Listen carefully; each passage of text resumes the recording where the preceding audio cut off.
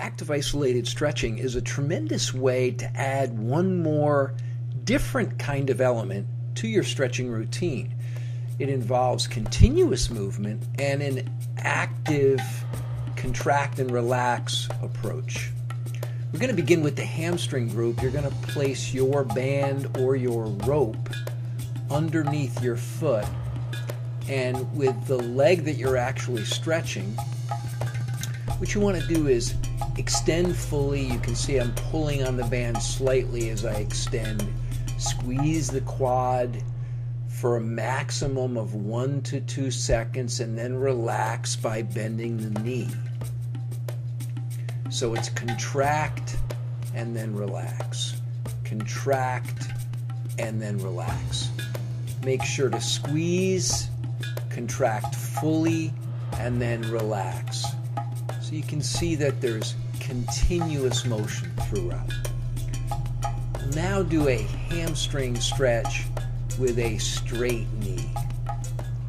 So again, at the top, I pull slightly for 1 to 2 seconds and then relax by lowering the leg. What's important to remember is that you're creating the stretch by contracting the opposite muscle group that you're stretching. In the case of the hamstring, it's the quad. So I squeeze, straighten the knee, and then pull slightly at the top end range of motion to increase the stretch.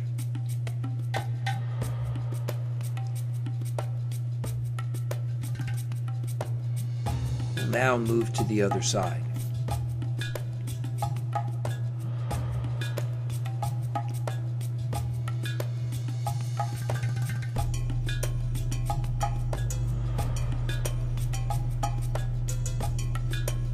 It's important when performing active isolated stretching, as with any stretching program, to progress carefully and slowly at first.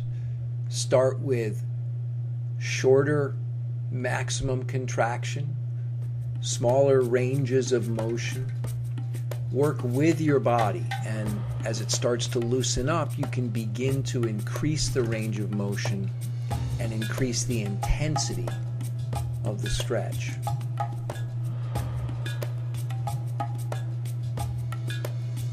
The goal is to perform anywhere from 8 to 10 repetitions on each side.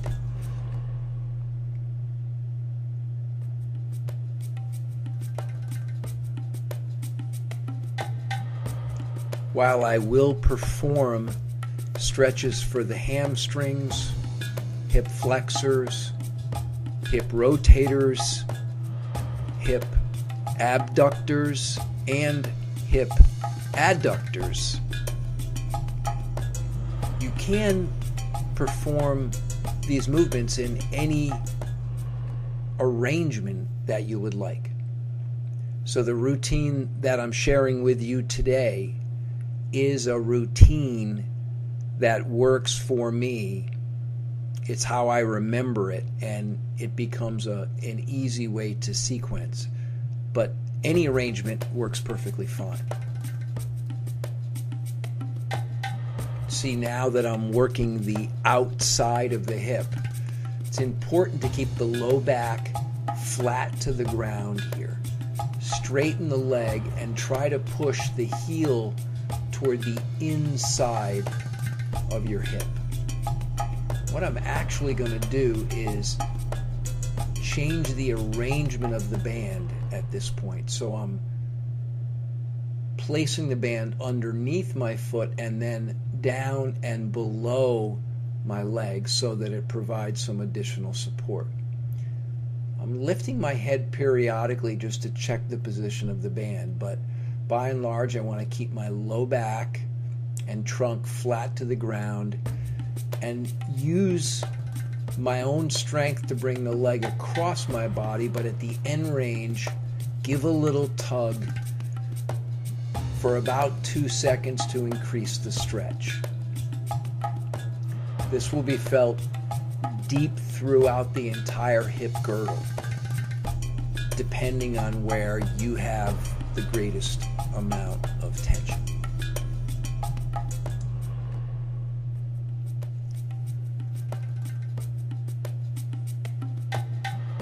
I've come back to that first side once again, and again place the band underneath the calf.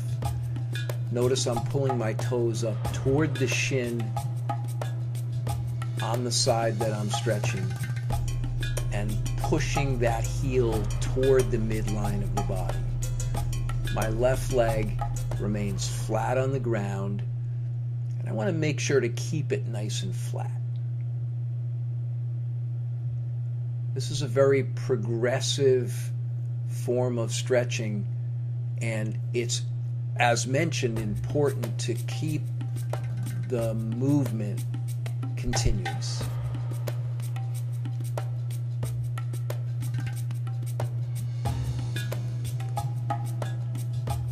This is a slightly different approach. Again, focusing on the hip. I am attempting to keep my knee straight, but it's difficult when the hip is in full flexion for me. I've got a fair amount of tension through the entire back of the leg. What I'm trying to do is bring that leg entirely across my body.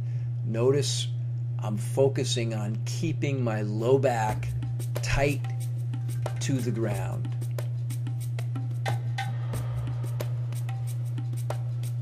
So I'm not allowing any twist of the low back, twist of the trunk. All of the motion and focus of where I'm stretching is through the hip girdle. And naturally, because everything is connected and tied together, I'm also feeling a stretch through the entire calf and right into the foot. So, as mentioned, try to bring the ball of your foot up toward the shin. Push the heel straight through. Push through the heel. Keep that low back nice and grounded. Maintain a nice neutral pelvic position. And consider that maximum of about 2 seconds of contraction and assist, and then move back to the start position. Again, aiming for 8 to 10 repetitions.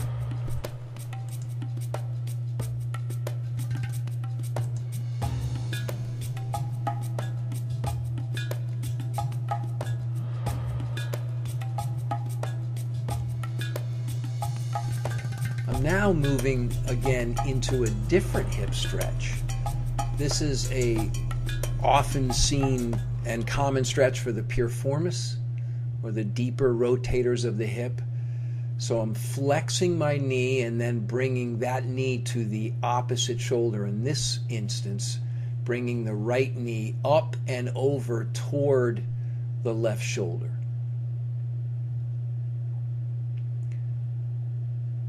I'm working the hip flexors to bring the knee in, but also pulling the knee tightly for about 2 seconds before returning it to that original position. Now we'll work on the other side. These rotators are routinely quite tight for me, so this is a stretch that not only provides great value, but feels really, really good. So we want to bring the knee up and over.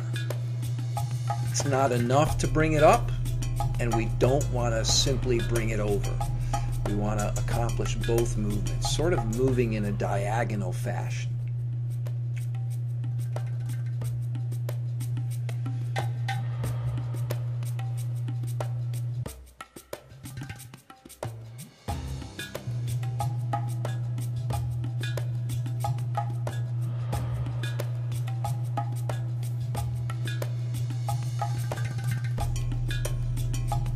Here I'm simply putting my hips in a bit of a frog position in preparation for repeating the same motion as I had, but in the opposite direction. So here, I'm flexing the hip, but moving it to the outside. So in effect, opening the adductors, the hip rotators. So in the prior motion, I was bringing the knee up and to the opposite shoulder. In this motion, I'm bringing the knee up, but moving it to the outside of the same side shoulder. Now working on the left. So up and over. Again, the same 2-second contract and relax.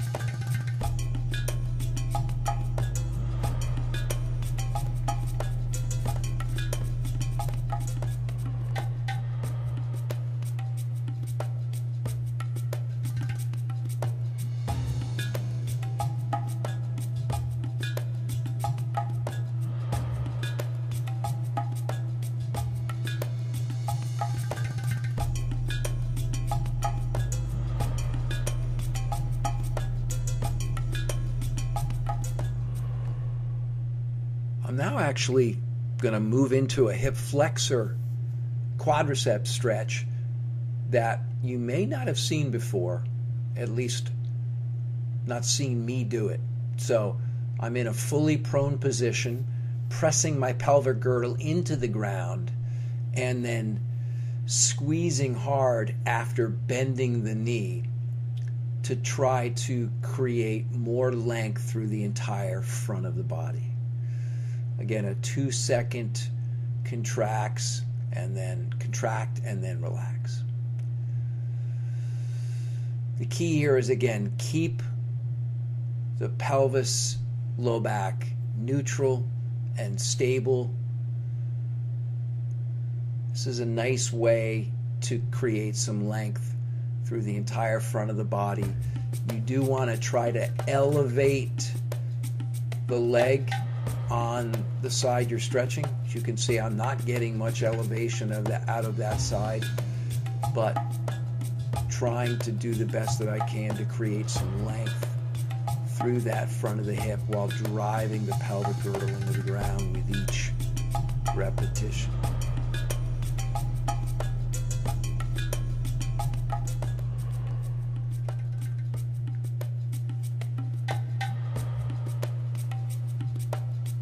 As before, targeting 8 to 10 repetitions on each side. Now I'm going to move onto my side and assume a side-lying sort of fetal position where the side I'm stretching, I'm going to bring that knee all the way up into flexion on the downside, and then the side I'm stretching, again, grabbing the top of the foot, coming fully into hip extension, squeeze the glute with every contraction, assist about 2 seconds, maximum contraction, and then come all the way back to the start position.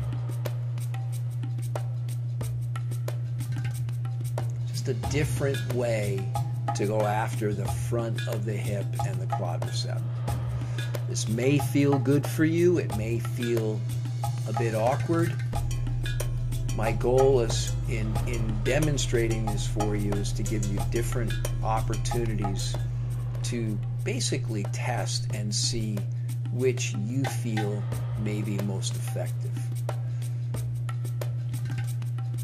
As long as you listen to your body, train smart, start conservatively, and keep moving, and of course maintain a neutral, stable core and squeeze that glute, you may find this feels quite good, and again is a nice way to go at the hip